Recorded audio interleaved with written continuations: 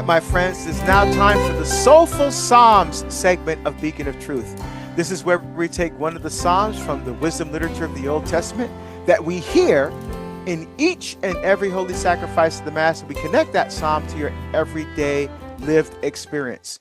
And today, we're going to take a look at Psalm number 3. And interestingly enough, we've never looked at this Psalm before. I mean, by this time, going through the Psalms for a year and a half, you would think that we at least did part of every Psalm, but there's still a couple of Psalms that we haven't even started looking at yet, and this is one of them. Psalm number 3. So we're going to take a quick look at a couple of the verses here.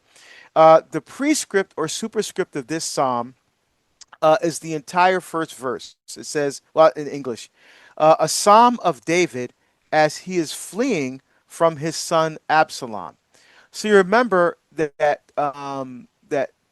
toward the end of David's life, he has a number of different sons, and Absalom tries to worm his way into taking the throne. His mother actually tries to manipulate the system in order to make Absalom the ruler. So Absalom establishes himself as the king, although we know that actually David appoints Solomon as the king.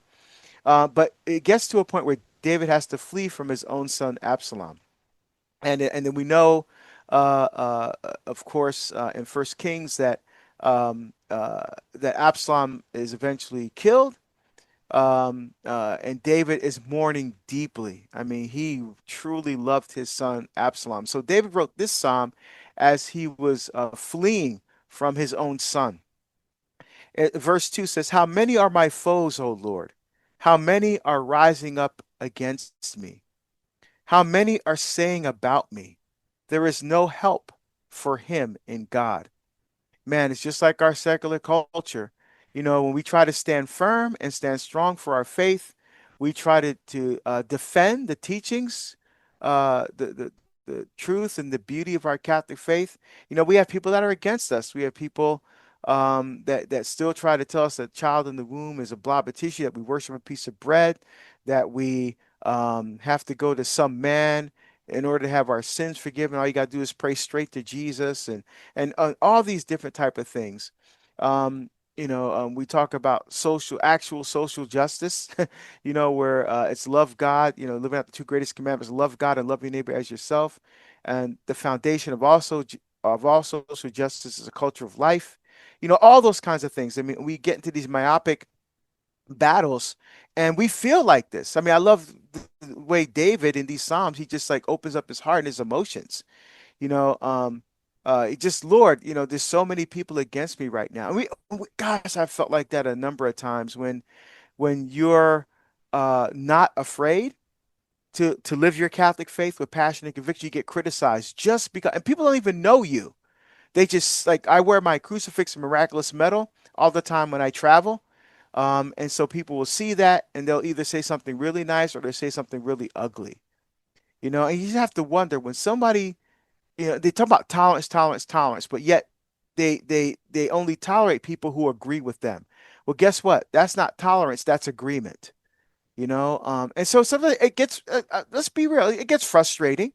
It hurts sometimes, but that's okay. David felt the same way, and this is the guy who's the greatest king in the history of Israel. So David cries out to the Lord, recognizing the fact that ultimately his help is going to come from the Lord who made heaven and earth. And that should be something that gives us consolation as well. That no matter what is going on around us, it is the Lord who will come to our aid and give us our help. And if we don't get support from the culture, that's okay, because the Lord is our strength and our love and our support in times of trials and difficulties. That's awesome.